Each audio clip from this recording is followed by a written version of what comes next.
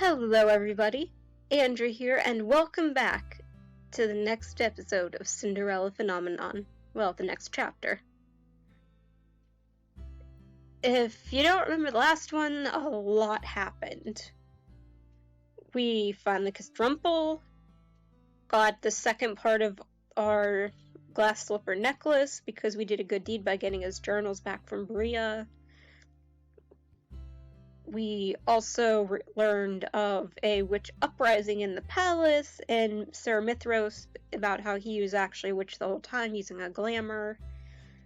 And yeah, a lot happened. We also learned that we helped Rumpel break his curse, and we learned that his actual name is Chevalier. I really hope I'm saying that right. I'm probably not.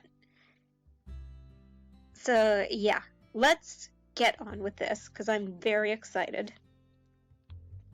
Chevalier. Another long night. The two of us are on our way back to the Marchant after visiting a clinic in town.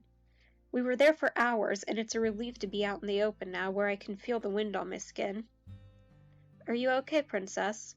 I know that what you saw must have been difficult. I'm sorry I couldn't shield you from the majority of it. I volunteered to help Chevalier at the clinic part-time, but it's worse than I had expected. Many of the soldiers have severe wounds. I had thought that most of the injuries sustained by the knights during the upheaval were only minor, but I was wrong. Their injuries are much worse. Princess? He reaches out and laces his fingers through mine, then gives me a soft smile as he squeezes my hand. Are you okay? I'm fine. It's only been 1 day since the uprising at the palace. I had thought that there would be less blood. I was wrong. Is this what things were like after the Great War? I wasn't a fully certified doctor after the Great War, but I was an assistant. It was far worse than this, Princess. We cannot have a repeat of the Great War. I don't know why Mithros would kill Sir Alcester and take the throne without claiming the crown, but the witches already have a bad name, and he's making it worse. I can't help but remember the wide smiles Mithros gave me when I was living in the palace. Every time I felt his eyes on me, I felt there was something strange about him. There was always a cloudiness to his eyes, something unreadable. He was excellent at his job, but always an enigma outside of it. A sudden breeze chills my skin. Let's go back before you freeze out here. The two of us begin our walk back to the Marchant. Thoughts of the palace, the king, and my step-family cloud my mind. Since I've been staying at the Marchant, I've not seen Rod once.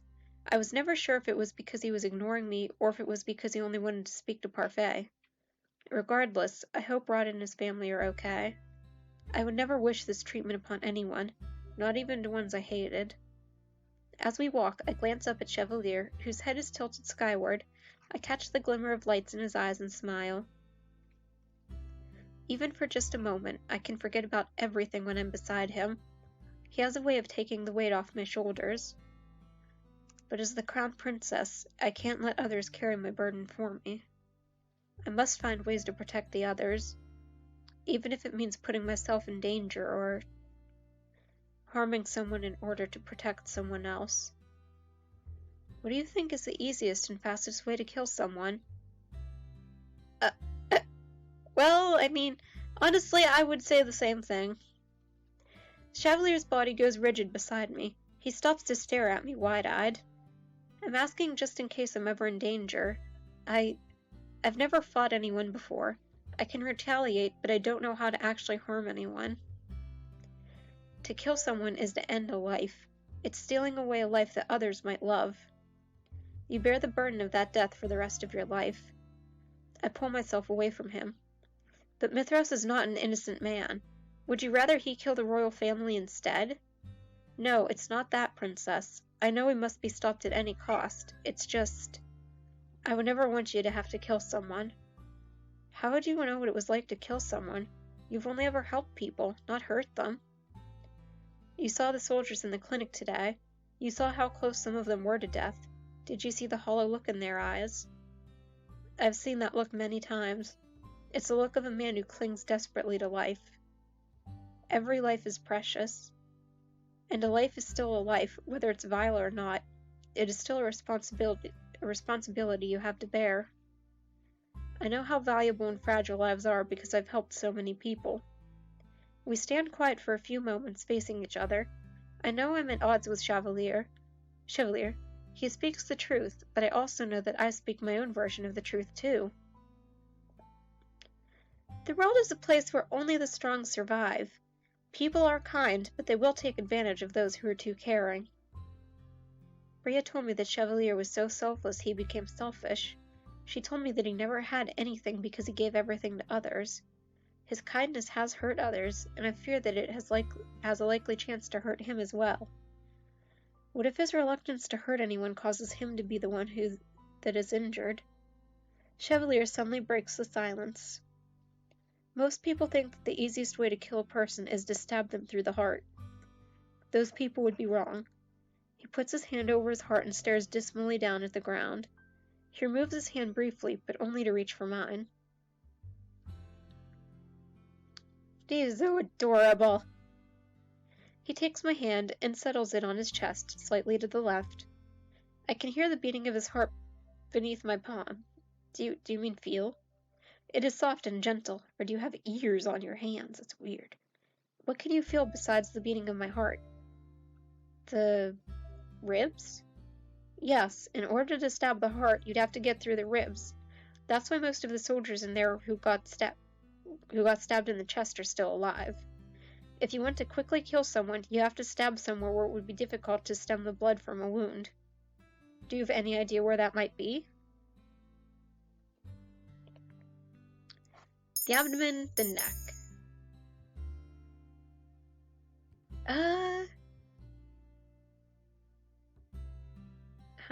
I would assume the neck. Though the abdomen could be pretty bad too, especially if you got some internal organs. The neck has the jugular though. The skin on the neck is thinner and you have lots of blood flow underneath the skin going right to your head.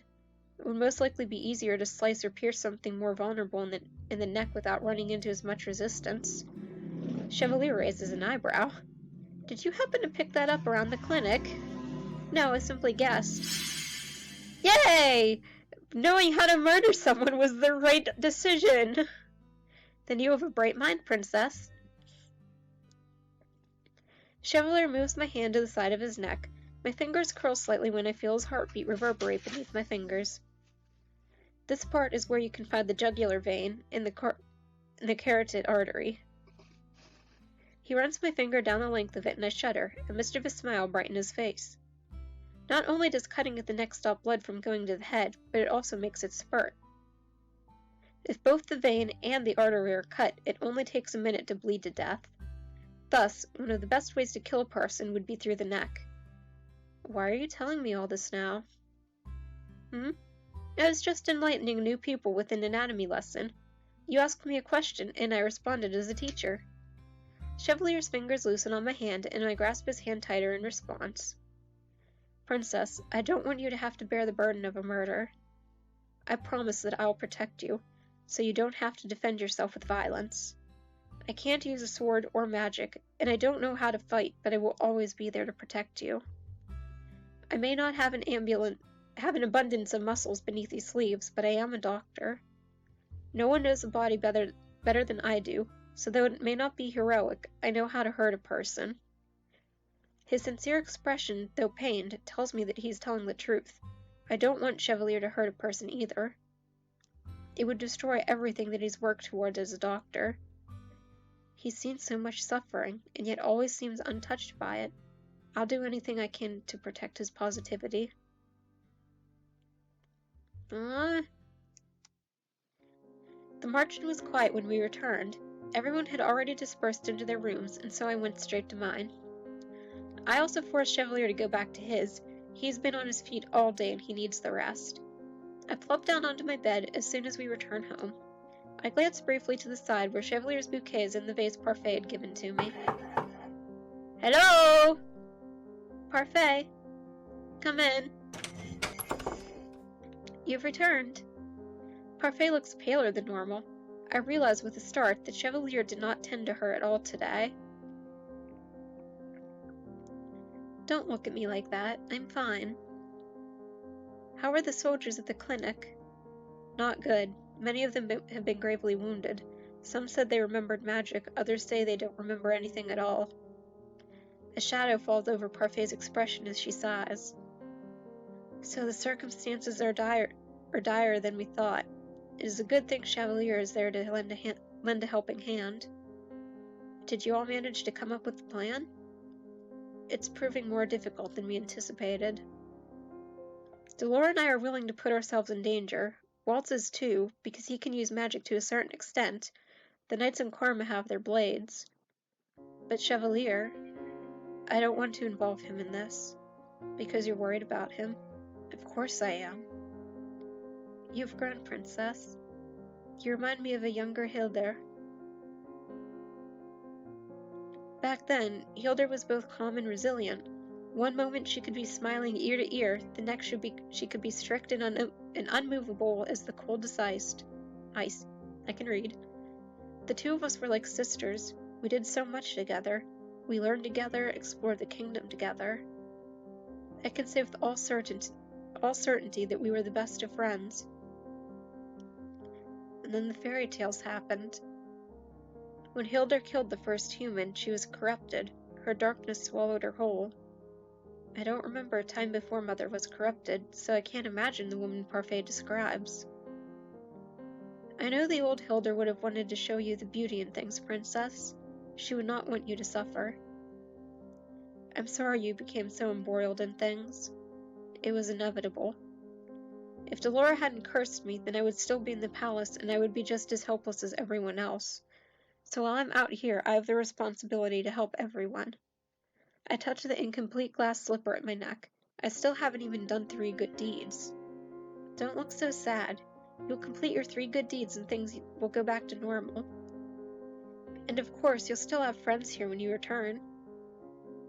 And come your 18th birthday, Delora and I will teach you about magic. Waltz is eager to help too. But for now, our top priority is the plan. Rest easy, Princess. Things will work out. It's hard to believe that this problem could be so easily solved, but I'll try to believe. When Parfait leaves, I'm left to my own thoughts. I hope everyone at the palace is okay, and that they can hold on until we come up with our plan, but I feel like we're already running out of time. Things are getting a little intense. Days go by, and I find myself assisting Chevalier at times. Other times, I remain at the margin to help conceptualize a plan. None of our plans have actually shown any promise yet, but with all of our minds put together, we should be able to come up with something. A week later, I find myself standing outside the clinic door waiting for Chevalier. I'm sorry to have kept you waiting, Princess. You can drop the title, you know. Rea, but you are a princess in my eyes. Yes, but you don't need to address me by the title. Just my name is fine. Chevalier reaches out to take my hand, then immediately pulls his hand back, eyes wide. I forgot it. Forgot what? The medicine that I needed for Parfait. Give me a moment, Rea. Chevalier plants a quick kiss on my forehead before running inside. I stare at the stars as I wait. I turn, but see no one walking around the plaza. I inch closer toward the door of the clinic as I take another look around. That's not good. Boo! Is it the masked man? I suddenly see the silhouette of a man. He takes a few more steps towards me and then stops in front of me. It is. I recognize him immediately. His appearance left quite an impression on me the last time. Out at night by yourself? Certainly you know that wolves prowl these streets at night. What do you want? I take a step back and press myself to the door. I reach for the door handle, but the man reaches out a hand to grab my wrist, holding it to the door. Ah, shit. I'd say my answer to that question is complicated, Princess. By the expression on your face, I must have hit the nail right on the head, eh? You are the princess. How do you know who I am? That's part of the mystery, isn't it? I attempt to wrestle my wrist out of his fingers. Come with me quietly and you won't get hurt.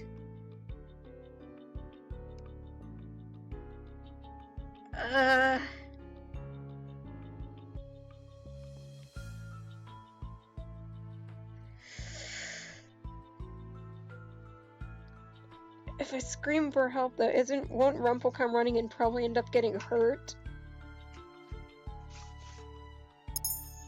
But,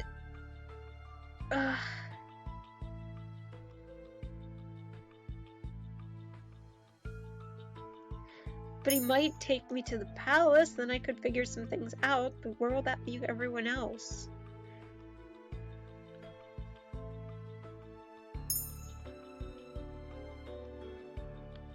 Crap.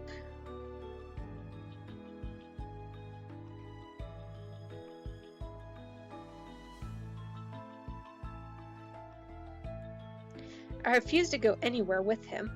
I open my mouth to scream, but before I can even breathe, the man's hand flies to my mouth. You're a disobedient one, aren't you? I struggle against his grasp. It doesn't take long for the grin to fall from his face. It's replaced with a look that lacks any amusement. I enjoy seeing you struggle, but I'm afraid we've been out here for too long. I bang my shoulder against the door, and a resounding creak follows my attempt. Okay, that was the right one. No more, Mr. Nice Guy. The man opens a small vial right in front of my face. Something sweet wafts in the air, and I suddenly feel myself falling into darkness as I collapse. Aw, shit. Rumpel! Yep, he took us back to the palace. At least Rumpel knows. Where am I?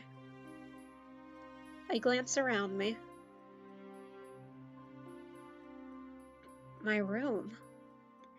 I look around cautiously, checking to see if anything in my room is different. Cats are such little demons. The last time I was here was before I was cursed. How is it this room is the same? Sleeping Beauty has awoken. I move to stand up before realizing that my legs are numb. Shame to see you so easily tamed, Princess. And here I thought you would be fun. I glance up to look at the man who's now standing right at my bedside. How do you know who I am? Are you a witch? A witch? Me? Ha! He bursts into laughter. I would rip the witches to shreds if I could. If you could? Then you are cursed? The man simply smirks at me, but says nothing in response. He brushes the words aside with a gesture of his hand. Are you working for Mithros? Probably. I glare at his vague answer. My name is Varg, and I have been assigned to be your personal knight. I already have a personal knight. Oh, you mean Fritz? I got rid of him. You... No playing with the Queen's daughter, Varg. Wow, yeah, you do look like an untrustable asshole. Mithros enters the room. Now he stands in the doorway, eyeing the both of us with a smile that is so oddly reminiscent of his usual one that it makes me sick. Mithros. Princess, you look more and more like your mother every day. Why, the scowl on your face is almost a perfect reflection. He moved to stand in front of me. At the same time, Varg begins to take slow and careful footsteps to the edge of my room.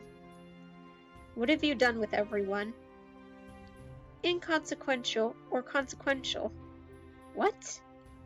Mithras clicks his tongue impatiently. Inconsequential or consequential people. I narrow my eyes at him. I have no idea who he defines as inconsequential or consequential. Where are the king and the rest of the family? Where is Fritz? Were you the one who killed Sir Alcester? An inconsequential then. To start, your knight is gone, Princess. I replaced him with Varg here. And Alcester... Well, we had a common cause at first. We both wanted the crown. Oh shit. Sir Alcester was also betraying the king? But Alcester was a brute. He wanted to needlessly kill the royal family and steal the crown for himself. At first I had thought he was calm and calculating, but it turns out that he was just a power-hungry fool. Though I did want to take the crown, I wanted to avoid the bloodshed of certain important people.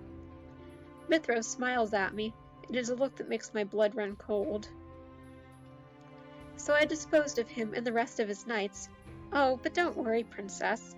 I assure you that your family is resting in their rooms, just like you are resting in yours. What? Don't worry, you'll see them shortly for dinner. I have my doubts about Mithros' story, but if what he said was true, then Sir Alcester wanted to kill the royal family and Mithros saved them. But then he decimated the knights and took the royal family hostage? Why would he do such a thing? They're prisoners, then. Prisoners in their own home? Nonsense. We're all just awaiting the Queen's return together. The Queen? Slowly, I feel pieces beginning to fit together. The Queen. He can't be talking about Ophelia. Delora. Do you think witches are capable of bringing back the dead? Oh shit. Mother is dead. Is she really? You can bring Mother back from the dead? We can, Princess. We? The Queen has been resting for a long time, waiting for you to gain your powers so that you can help her escape her prison. You're not making any sense. I struggle to keep my words from faltering. How is Mother alive, and what does he mean by a prison? The Tenebrarum is the Queen's prison. It is linked to the Queen's power. Though others presumed she was dead, the Queen sealed the last of her powers inside the crystal. All she requires is your power, Princess. My power? When you become the next bearer, you will have the ability to release the Queen from her prison. My birthday is in a week. That is when I meant to take on the responsibilities of becoming the bearer, though Parfait and Delora never went into more detail beyond that. You'll finally get to see your mother again, Princess. I still can't quite take in everything you just said. However, if Mithros had approached me before the curse, I would have helped Mother in a heartbeat. But it was Mother who was the last Tenebrarum bearer and the one who brought darkness to NGO. I once believed that Mother was the only person to ever love me. Now I know that I was wrong, that she shut me in from a world that I should have known. But still, even now I wish she was here. I take a deep breath. But I can't afford to be selfish. I can't put anyone else in danger. I will not help you. You don't have a choice, Princess. You have set the stage for my Queen's return, and all that's left is to free her from her cage. We'll speak more of this at the dining table. Mithros leaves the room, leaving me briefly with Varg. Varg smiles at me beneath his mask, then brings his index finger to the temple of his head and loops it. He mouths the word crazy. You said you would tear witches apart, so why do you serve Mithros? A good question. Well, you're not going to answer me. How perceptive of you, Princess. He smirks at me before following Mithros out the door. I'm once again left by myself in the room. Everything Mithros just told me swirls through my mind. My mother. Alive. And he killed everyone only to take the crown and keep it for her. A shudder runs through my body. She cannot return. I spend the next hour looking around my room for things that might aid my escape. I know where everyone else's rooms are too, but I have no idea how heavily guarded they are, and I doubt I could help them. I must return to the Marchen.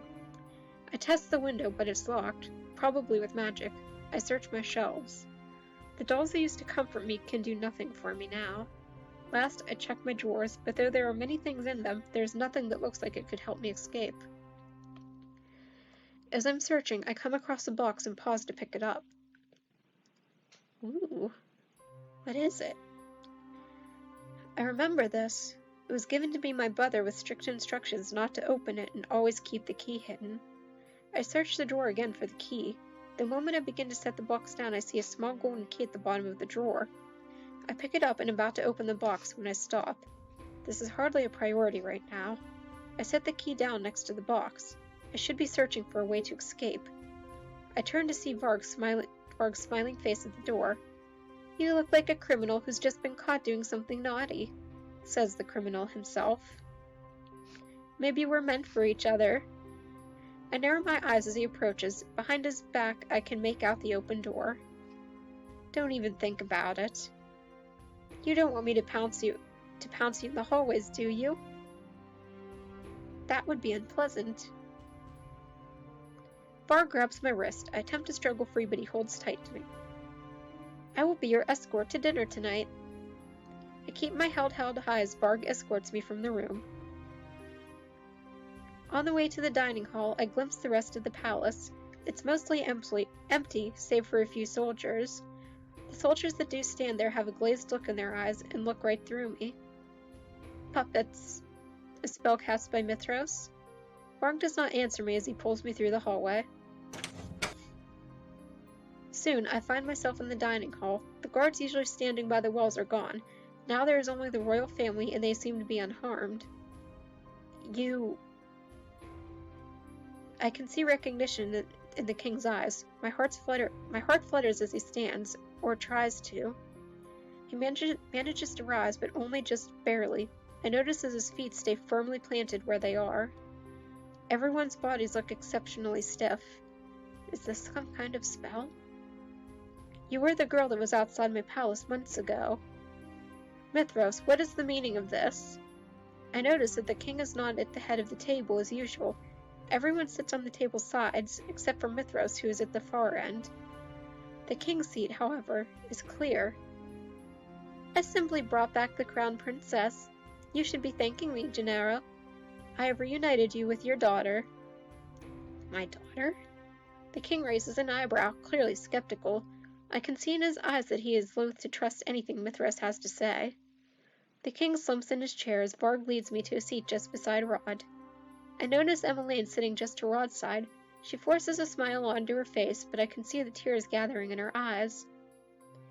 Allow me to offer a more formal introduction for our guest, even though you all know her. Her name is Rea Raella Britain, and she is the crown princess of Angiel. And your blood daughter, Gennaro. The king looks at me again. This time there is more uncertainty in his gaze. Prince Rod will tell you, won't he? Rod? Rod looks at me, his gaze quiet but expectant. I turn to the king and to the rest of my step-family. I am indeed the crown princess. It is nice to meet you.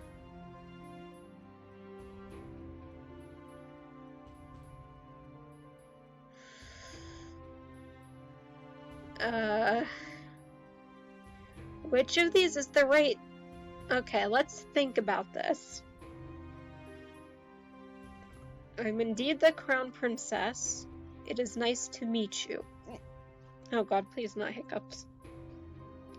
If we go with it's nice to meet you, we're playing dumb, I guess, and acting like we're not the crown princess, which would make Mithros seem more crazy, make them even less distrusting. I mean, even more distrusting. If that's even possible. I am indeed the crown princess. I don't know why, but I don't see much good coming from that.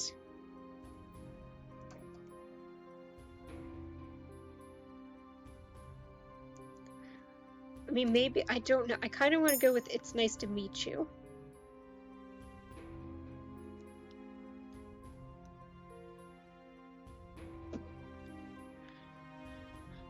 Or do I own up?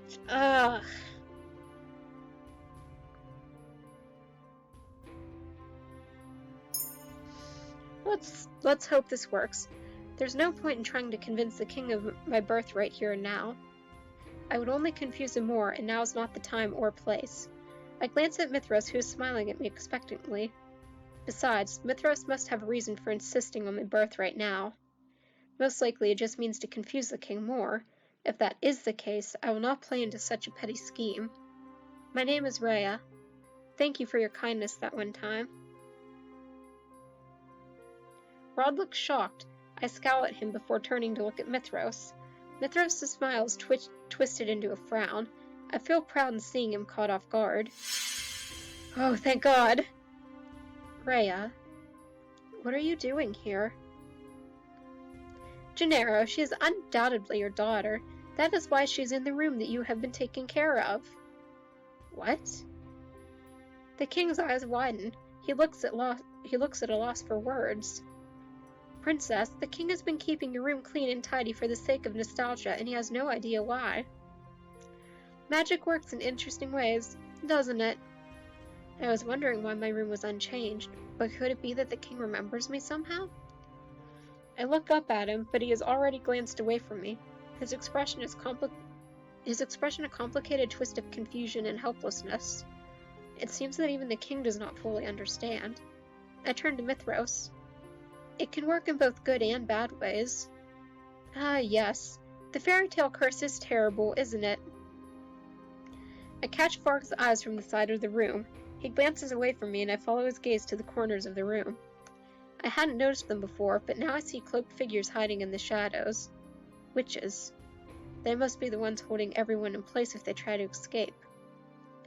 But not all magic is terrible, like the magic we will use to revive the queen. You're insane. Hilda is mad. You have no right to refer to her by name. A sudden chill envelops the room. I can feel actual icicles on the table. I pull my hands away. Now, we are going to eat dinner, and we are going to enjoy it. And every day will be just like this until the queen returns. Rod glares across the table at Mithros. Why? Why would we not enjoy dinners together? That's not what I meant. Why go through this charade day after day?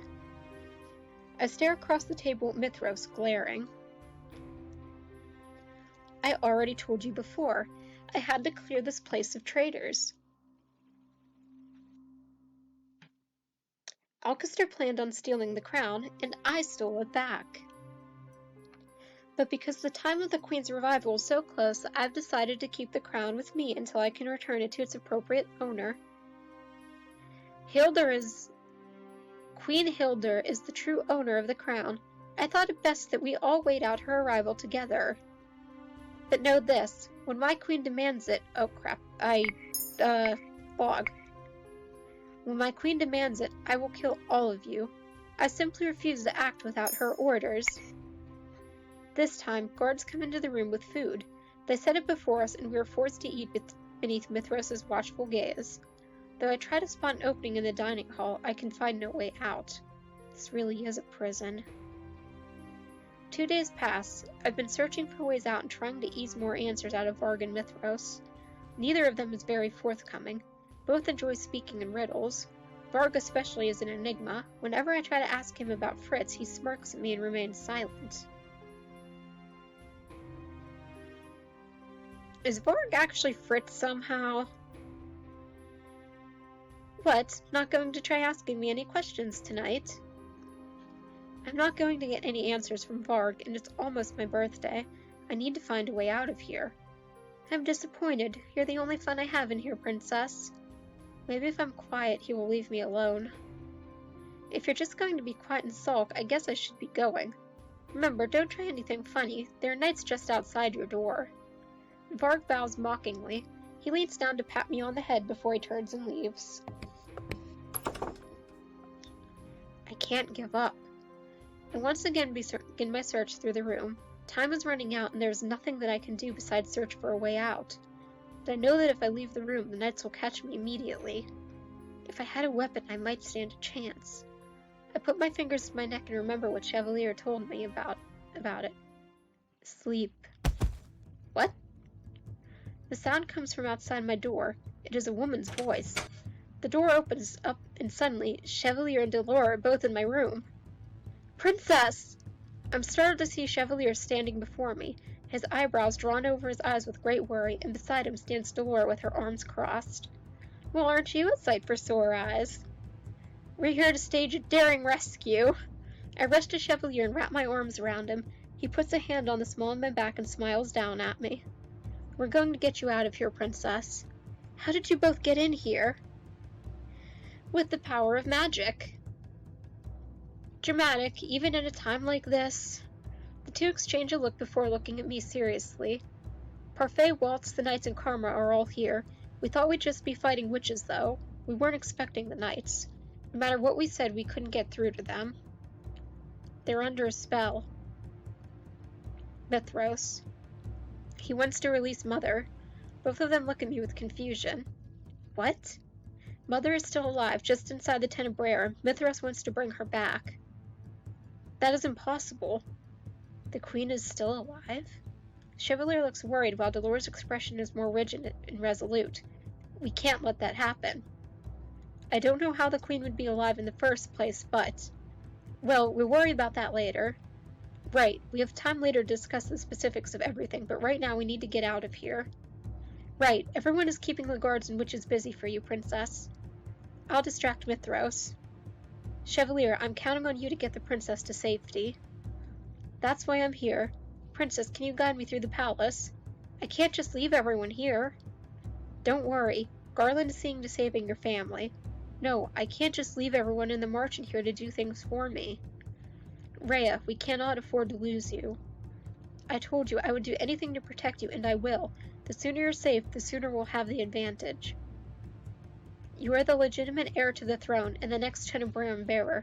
You cannot let yourself remain in Mithros' hands. The situation is indeed most dire, so for now we must hurry. I nod my head feebly. Without another word, the three of us head towards the door. Delora exits first and stops immediately. I almost run into her. I glance through the doorway and see Varg waiting just outside, holding a blade across Delora's neck. What? Delora holds up her hand and deflects the sword as it slides harmlessly past her neck.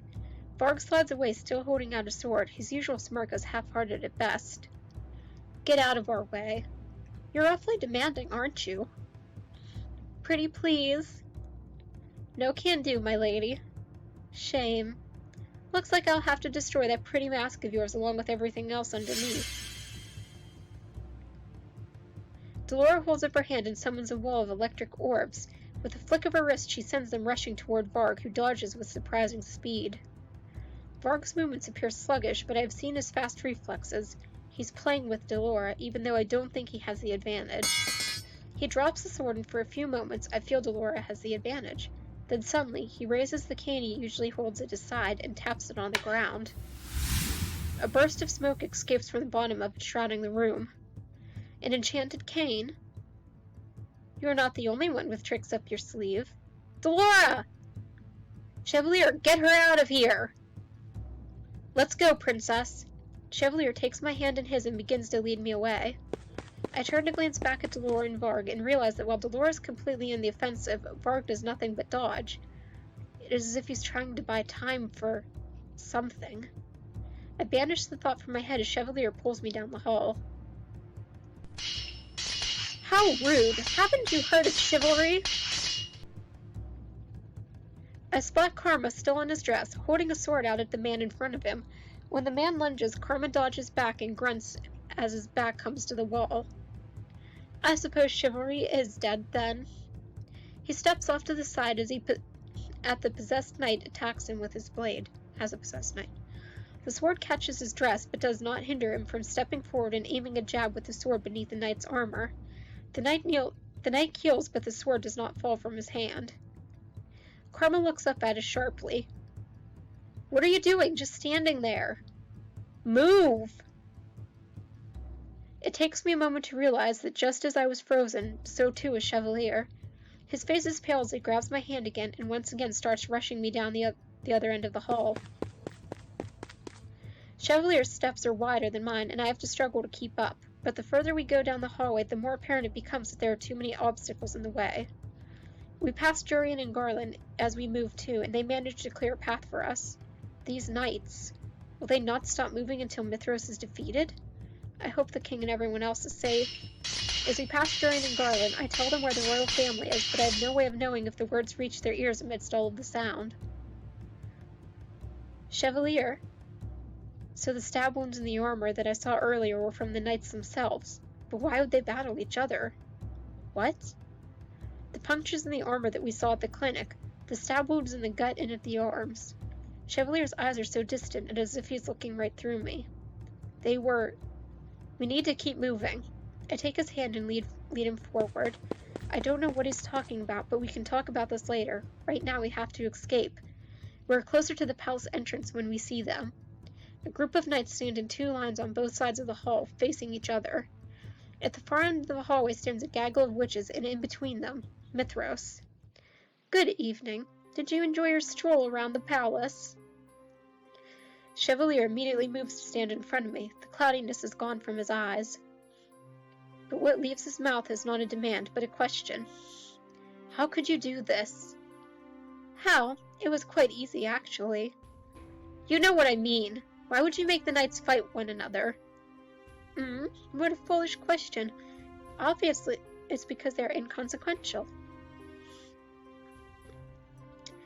On a stage, some pawns exist as easily replaceable extras. I am interested in keeping only the actors. In the grand scheme of things, the extras aren't needed. In fact, I can make them do whatever I need in order to get the best outcome. He snaps his fingers, and the knights raise their swords. I tense, thinking that the knights are going to turn to us, but they never do. Here is an interlude for you to enjoy. The knights are attacking each other? The sound of metal ringing against metal fills the air. The knights' swords arch, dive, and stab. Mithros watches from behind them, the sly smile never leaving his lips. The 2 of us can only stand there, stunned into silence. It isn't long before we can see red. The smell of blood begins to linger in the air as swords cut through flesh. Abruptly, I snap to my senses. I attempt to move forward, but Chevalier remains firmly grounded. Chevalier! I heard many things about the doctor working at the clinics. I heard that he was a volunteer who had assisted in helping the injured during the Great War. I also heard that, until just recently, he had been cursed. I knew immediately upon seeing you that you were that volunteer.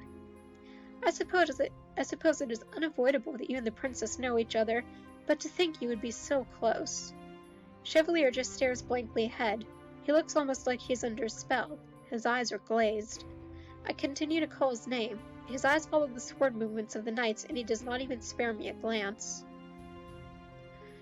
Have I unraveled the doctor? Oh, God. What? That's the end of this chat. Oh, God, it's been 43 minutes. Wow, a lot is happening. But this video's been going on for almost 45 minutes, so it's time to end it here. Whew, this is a hell of a cliffhanger. Holy shit. I have no words. I wasn't expecting this. I wasn't expecting all of this. This is awesome. Just, holy shit. I'm ending this video here. So, thank you all so much for watching. I really can't wait to continue with the next recording of this, because this stuff is getting really, really good. It's getting really intense, and I'm loving it. And I really hope you guys are too, so. Thank you all so much for watching. If you enjoyed this video and are liking this series, please let me know and tell me your thoughts on it so far down below with a like or comment. And I hope you're all having a good day or night wherever you are. And I'll see y'all next time. Bye!